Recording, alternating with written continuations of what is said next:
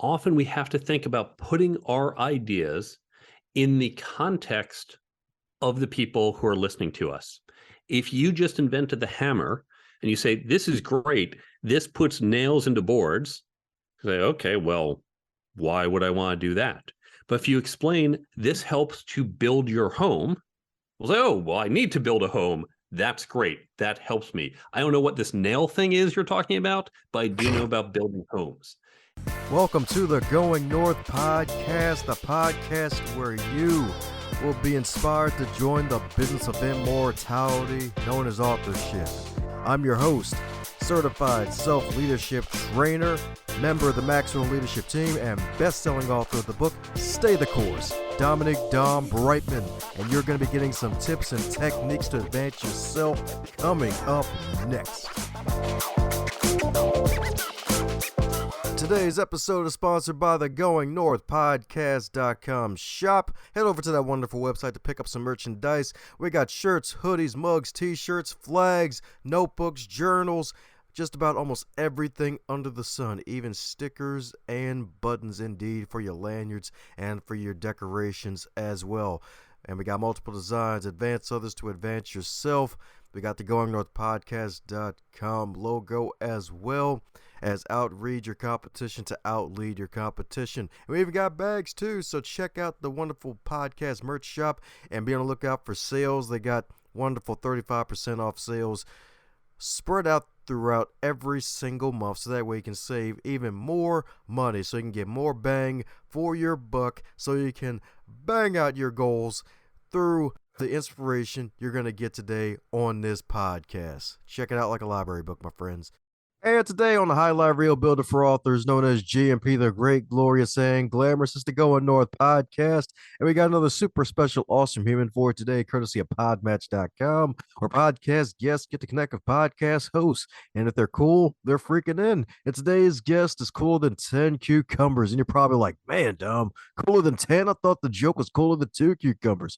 Well, we got a freaking MIT instructor, baby. That's right, Dave. My man is a professor from MIT, the first ever on this podcast. Over 20 years of experience being a professor, and he's also a startup executive helping all sorts of folks from various backgrounds, especially white-collar workers, to succeed and advance in their lives. And he's also an award-winning author. So my man has got accolades for days. My man's working on the Great Wall of China size with all of his accolades indeed. So let's give it up for the MH himself, the one and only Mark Herschberg. How you doing today, Mark? I'm doing great. Thanks for having me on the show today. Woohoo! It was my plump please, a pleasure indeed. That's right, indeed. Yeah, it is great to be here, and I am so excited for all the tips that we can share with your audience. Sweet. That's what I'm talking about. Speaking of tips, I hear you got a wonderful cufflink collection. I do indeed. I got into it some number of years ago. I started wearing cufflink shirts, and most people, when they're wearing cufflinks, they've got the boring ones. They've got a square, a circle, just too plain. So I got into different types of cufflinks that I have for every occasion. If I am going out drinking, I've got my wine cufflinks or my beer cufflinks or my Starbucks cufflinks if I'm getting coffee. If I'm having food, I've got pizza, I've got bagels, I've got sushi, I've got all sorts of things. If I'm traveling, planes, trains, automobiles, boats. So I've got cufflinks for every occasion, and it's fun to figure out what am I doing today and what pair of cufflinks do I need. That's what I'm talking about. So I guess you got egg roll cufflinks too, because it seems like you're on a roll with your collection. You know, I don't have that one yet, but clearly that has to be added to the collection. Sweet.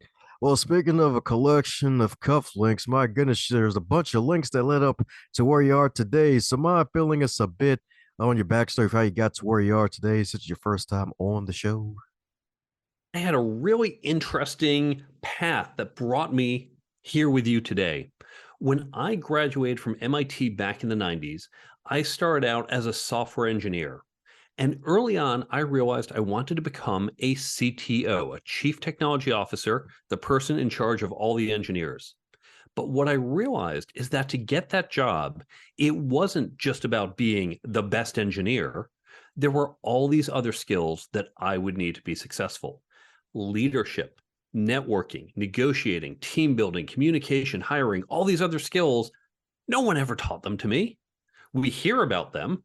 We hear they're important, but we don't cover them in class. We don't cover them from our parents, unfortunately. And so there's this huge skills gap.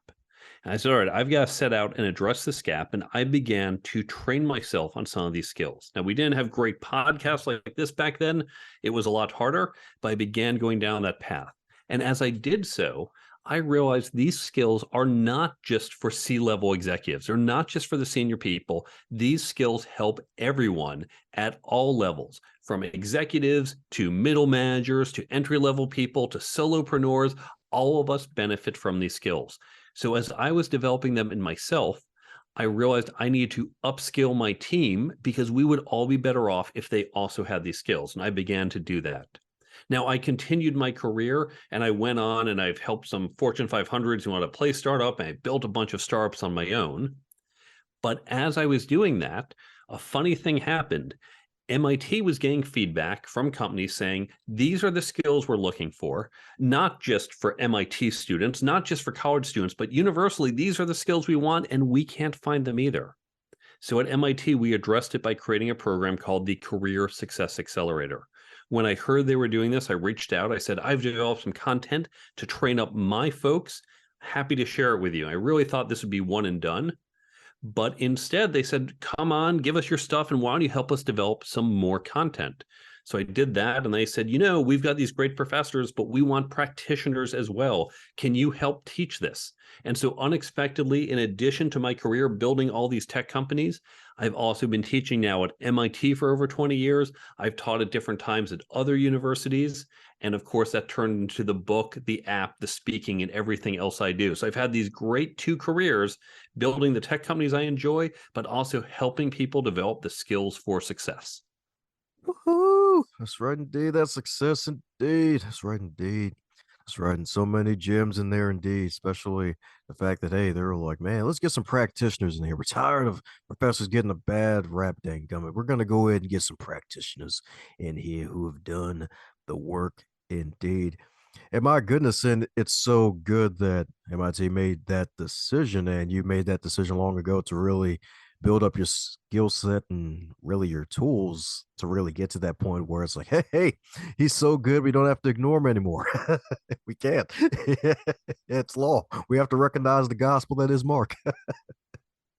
Friend, all of us, we think about being good at whatever it is we do, whether it's accounting or sales or engineering. And yes, be good at that. But these other skills help you take your competency and really stand out so you can't be ignored. And they have to bring you to the table and they have to promote you because you're going to be providing so much value when you use these other skills to enhance whatever it is that you bring to the table to begin with. That's what I'm talking about, indeed. That's what I'm talking about, indeed. Yeah, and that's the beautiful thing too. It's like, hey, it's like somehow, some way, I guess it's probably from getting the degree and like selling kids on the facts. Like, hey, you get a degree, you get a job, you're freaking in. Heck, even that good old movie Graduation, like, yeah, get in the plastics, yeah, do that. And then it's like, oh, that's not really how it works. Like you're gonna be misdirected. You gotta figure out a way. So my goodness, what was the first skill that you figured, all right, outside of course the technology too, that really helps to get to the next level? Because I know you got at least a good 9 listed in your book. There are 10 skills in the book, and these are the skills, again, we see over and over again. And really what it comes down to is how the world is different from how we've been taught. If you think about school, what happens in school? The teacher says, here is a test. I'm going to give you this question, and you have to write your answer in this box. And if you write more correct answers than other people, you get a better grade and you look better than they do. And that's what we do. We say, here is the question. Don't worry about why we're asking this question. And by the way, everything you need to know to answer the question is included as part of the question, but just go put your answer in the box. And that is how we're taught, whether we're filling out the test or do an essay, and here's your topic in this many words and format this way, and it's very bounded.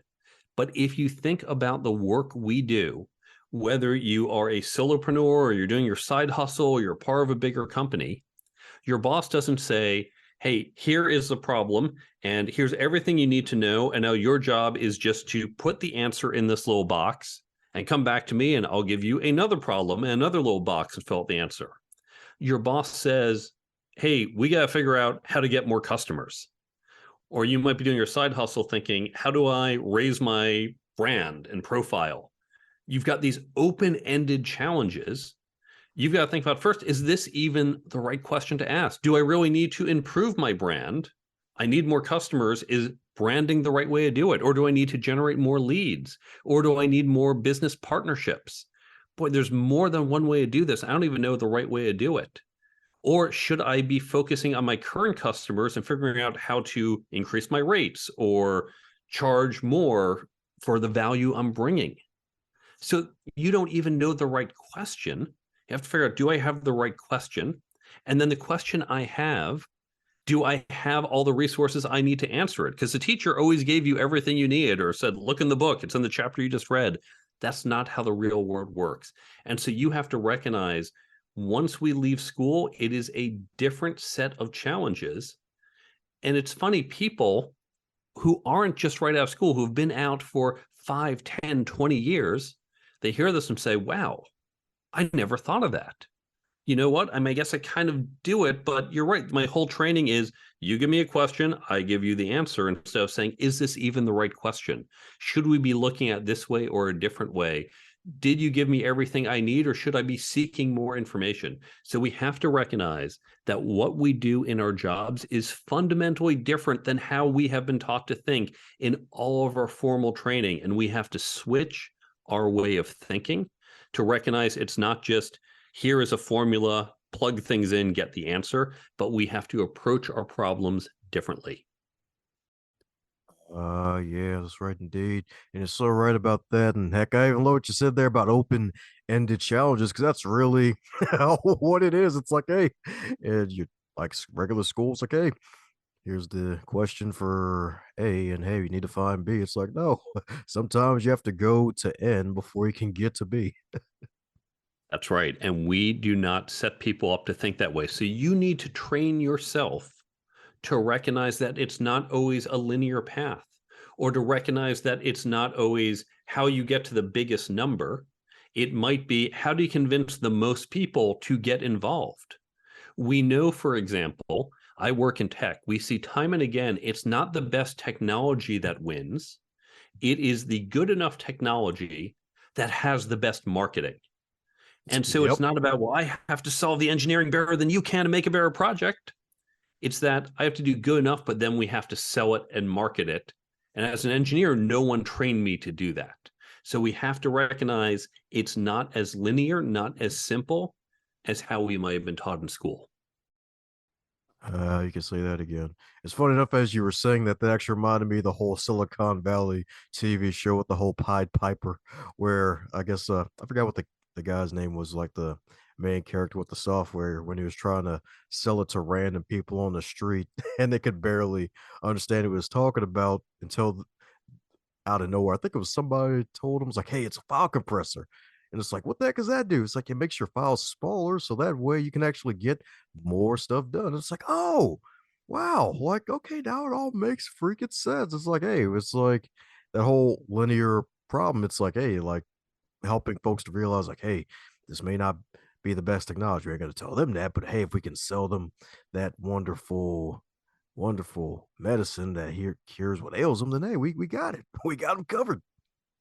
Right. Often we have to think about putting our ideas in the context of the people who are listening to us. If you just invented the hammer and you say, this is great, this puts nails into boards, say, okay, well, why would I want to do that? But if you explain, this helps to build your home, we'll say, oh, well, I need to build a home. That's great. That helps me. I don't know what this nail thing is you're talking about, but I do know about building homes. And so we have to recognize, we see this a lot with engineers because we speak our own technical language. And no, it's not about the technology does this and moves data this way. What's the problem it solves? But all of us whether we're in marketing, whether we're in finance, no matter our field, we have our knowledge, we have our terminology, we have our way of thinking of the world, and we need to talk to people in their way of thinking of the world and explain how it solves their problems. And that's what's going to make our message be effective. That's what I'm talking about, indeed. So, what was the moment where you felt like this all clicked for you, where you realized, hey, let me try to speak in my customers' or clients' language as opposed to me trying to just give them the gospel of engineering?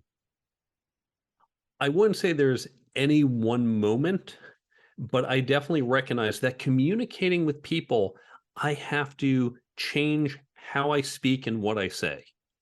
Just consider if I were explaining my job to a student at MIT, I would use different language than how I would explain it to my parents who are not so technical, or my brother's children who are not as technical. So I might use different language. I'm still doing the same thing. I'm describing the same thing, but I'm doing it in a different way.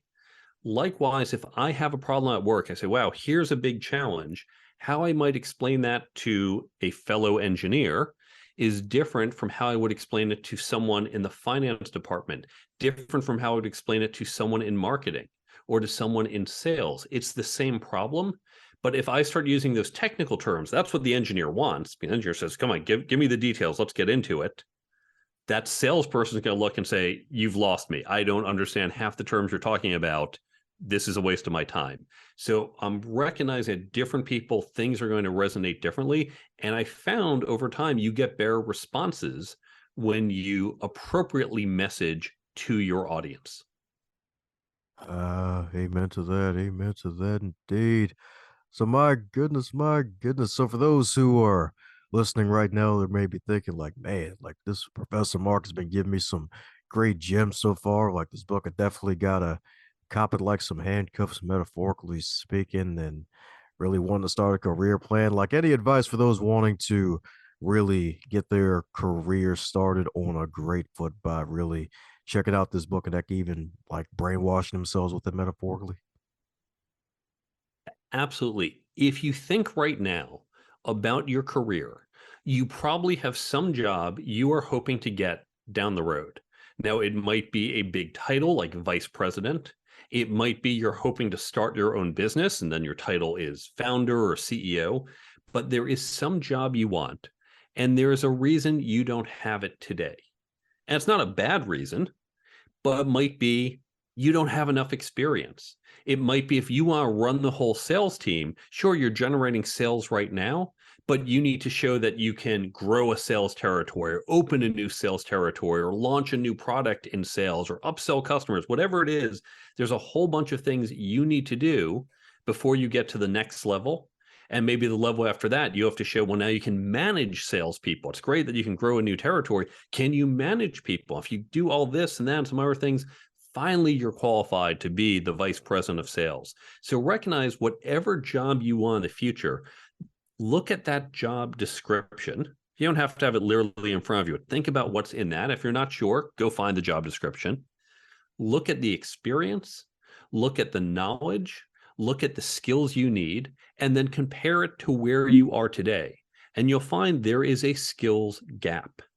And that's fine. Again, this is not negative. It's not a shortcoming on your part. We all have gaps. But you say, well, if I am here today and I want to be there, I have to cross this area. Same thing if you're living in New York City and you want to wind up in San Francisco, there is a distance gap. And you're going to have to transverse that gap. You're going to have to drive cross country or fly cross country. You have to have a plan. How am I getting cross country? So you look at where you are today, you look at where you are in the future and say, how do I get from where I am today to where I want to be in, say, 10 years? And you have to have a plan to say, what am I doing? What am I going to do in year one? What am I going to do in year 3, in year 7? And make that plan. Now, here's what trips people up. 2 key things. First, they say, well, how the heck am I supposed to know what I'm doing in year 7? You don't. You don't know exactly what's going on. Think about your project at work. If your CEO says you've got 6 months to do this project, do you know what you're doing on day 163? I have no idea on day 1. I'll put a placeholder there. I'll figure it out by day 150. I know what I'm doing on day 163. For now, around that time, I'm saying integrate all the parts of the project. Good enough for now. So it's fuzzier the further out you go, and that's okay. And it will also change because, again, if I do this 6-month project, what I plan day one, I know it's going to change, and that's okay. So you have this plan, but you want to come back and revise it. So here's something you can do right now. You're going to pull out your cell phone and you are going to create a calendar event that says, think about my career plan. You create that calendar event and set it as a recurring event. It's going to pop back up every 6 months on your phone. And what you've just done is you've made sure you're doing this check-in. Just like if you had that 6-month project, you wouldn't say, well, I'll see you in 6 months and let's hope we do it. You're going to do a check-in every week, every 2, every month. Hey, how's the project going? Are we on track? What do we need to change? Now that you have that calendar event every 6 months, you're doing the same thing with your career and you're going to make those adjustments. Sweet. That's what I'm talking about indeed. That's right. Schedule your success by checking on yourself indeed. That's right indeed. That's right indeed. Especially those when they get off the road after listening to this podcast. Make sure it's the first thing you do indeed. That's right. So you can hold yourself accountable and be your own best buddy for a bit. That's right indeed. That's right indeed. So my goodness. So you said you've been on a boatload of podcasts spreading the good word of, hey, like Mark the Builder is the new Bob the Builder with comes to people's careers. Is there a question that you wish folks would ask you more often? I wouldn't say there's any one question where, boy, I wish I had this, but I will. I guess maybe what you're asking, I'm going to jump to the answer, is how to best learn these skills. Because these skills are learned in a very different way from how we're taught. If you again think back to school, school was a lot of memorization. School was, here's a formula in math, memorize it, use it on the test. Here are a bunch of dates in history. Memorize these dates, write them on the test paper when you need them. It's a lot of here's information and just regurgitate it in this point. But this is not how professional skills are learned. If you think about skills like leadership, like team building, communications, networking, there's no formula. There's no 3 things to memorize and you're done. It's a lot more subtle. It's a lot more contextual. And in fact, I would say it's more similar to how we learn sports. If you think about sports, if you say, I'm going to go play basketball, what happens? They don't say, well, here's everything you need to know about basketball. Here are the rules. Here's how to do a free throw. You're done. Now go be on the team. Instead, they say, wow, there's a lot to do. You can learn the basics pretty quickly, but it's going to take you a lifetime to master. And that's what we need to recognize. And how do you master it in basketball? Well, you do drills and you play scrimmage games and you reflect and you get coaching. And that's what we want to do with these skills. So don't just say, well, I listened to the podcast or I read the book, I'm done. I got the facts, I know it, I'm done. Instead, you need to practice and try. And here is how you can do it. Create peer learning groups. Get groups of people. Now, you can do this within your organization. Get groups of about 6 to 8 people. Your company, if they're good, if they care about their employees, they'll even sponsor and support this. If your company doesn't want to do this, or if you're not part of a company, go find other people. Go find people through your community groups, through religious groups. Go start a local meetup group and get a group of a couple other people. So you get this group, 6 to 8 people. You come together and you engage with some content. You can take a book and say, we're going to read half a chapter or a chapter every 2 weeks.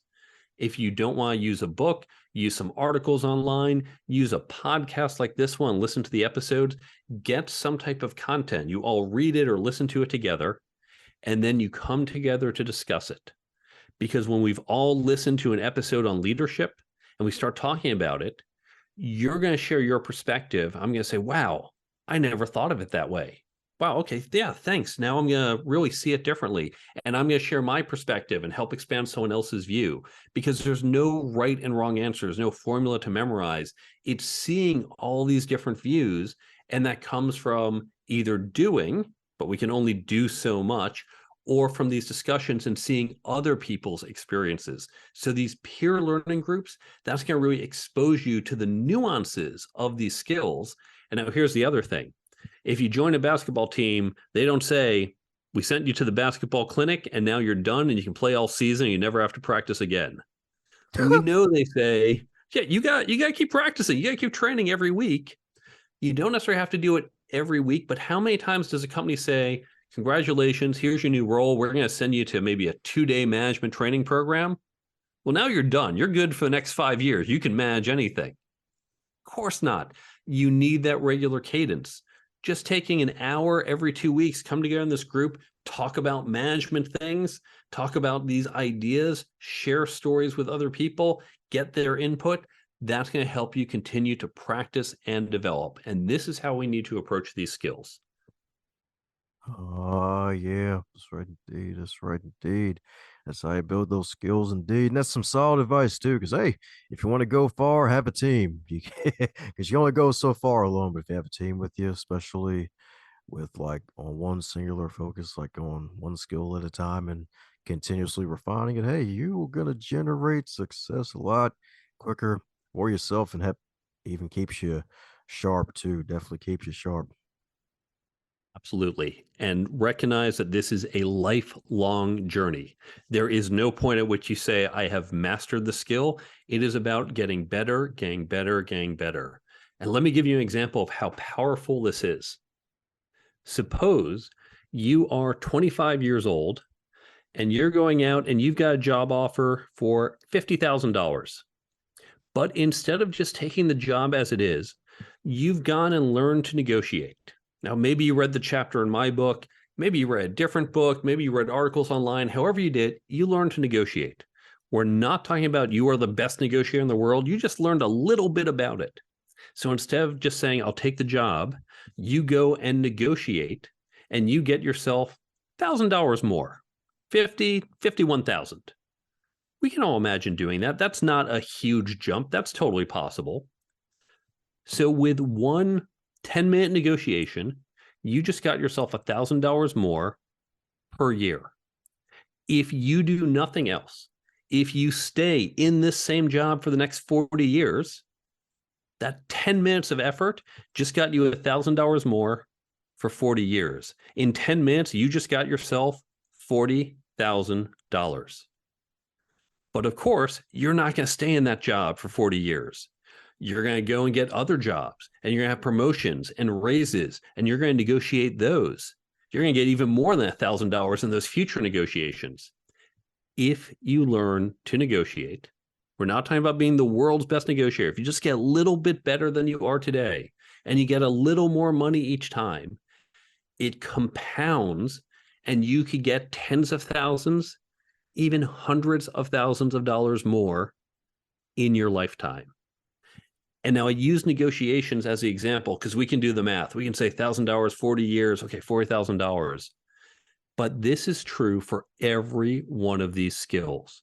If you get a little better at leadership, a little better at communicating, a little better at networking, it's not that someone says, you're a slightly better leader, here's $1,000 more, but you're going to stand out. You're going to get put on the better projects. You're going to get promoted faster. You're going to get that job over other people. And so getting just a little bit better at each and every one of these skills is going to have a compounding effect on your career. So don't think, wow, there's so much to do. Think about getting just a little bit better at just one of these skills. And once you're a little bit better there, work on one of the other skills and get just a little bit better there. And over time, it's going to have a tremendous effect on your success. Oh, yeah, that's right, indeed. That's right, indeed. That H in Herschberg stands for heat because he's bringing the heat. Indeed, you're so right. It's like, hey, that negotiation, indeed, because that ain't something that's talked about in schools at all. It's like, hey, get a job. It's like they don't even tell you, like, hey, there's a possibility you might be able to get the extra $1,000 added on, and you could definitely use it and need it. That's right. That's right, indeed. That's right, indeed. So my goodness, this book sounds freaking amazing with all the skills and helping folks to not go in with no armor and no weapons. So my goodness, my goodness. If this wonderful book, The Career Toolkit, if it were a food, what would it be and why? Now, that is an interesting question I've never gotten before. If this were a food, it would be a buffet. Because the thing about this book, you can go out, you can buy a book on leadership, or you can buy a book on negotiating, or a book on any one of these skills. But this book, 10 chapters, 10 skills, and you can read them in any order. You don't have to start at the front. You can say, you know what? I want to learn to negotiate. I want to get that $1,000 more today.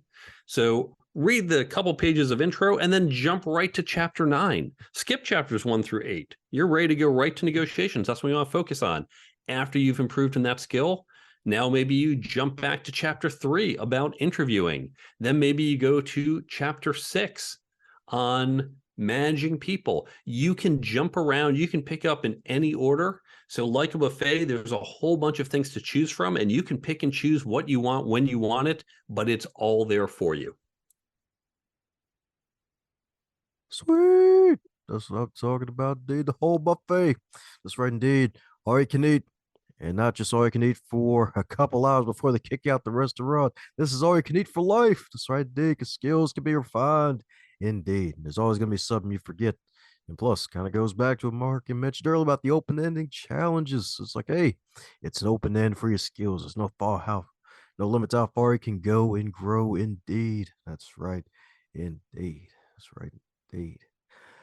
So, my goodness, coming down to the magical question that every guest gets to receive. And that is, if you know, wake up tomorrow and you're 25 again, but you're still in the current year, what advice would you give to yourself?